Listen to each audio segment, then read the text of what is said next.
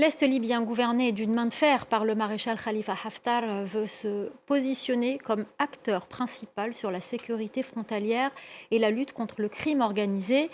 Mais dans une Libye divisée politiquement entre l'Est et l'Ouest avec des frontières poreuses, les défis sont encore nombreux. Nos correspondants Lilia Blaz et Hamdit Lili sont à Benghazi pour une conférence sécuritaire organisée par l'un des fils du maréchal Haftar, Khaled Haftar. Alors c'est dans ce complexe militaire flambant neuf, juste à côté de Benghazi, que l'armée nationale libyenne qui contrôle l'Est libyen a organisé une conférence sur le crime organisé entre des pays subsahariens et le bassin méditerranéen.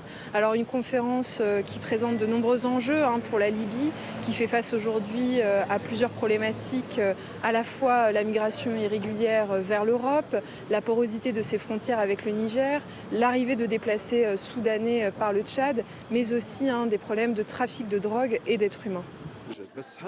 Le souci, c'est l'aspect provisoire ou le manque de suivi dans l'échange d'informations.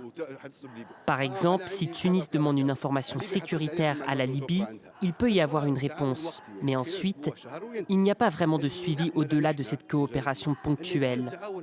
Nous aimerions plus d'échanges de données et de fluidité entre pays, que ce soit avec la France, l'Espagne ou encore le Tchad.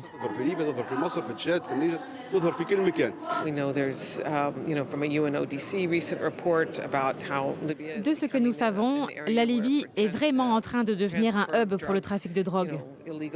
Il y a aussi de plus en plus de problèmes avec le trafic d'êtres humains et la contrebande d'armes. Aujourd'hui, il est vraiment important que la Libye s'empare de ces questions.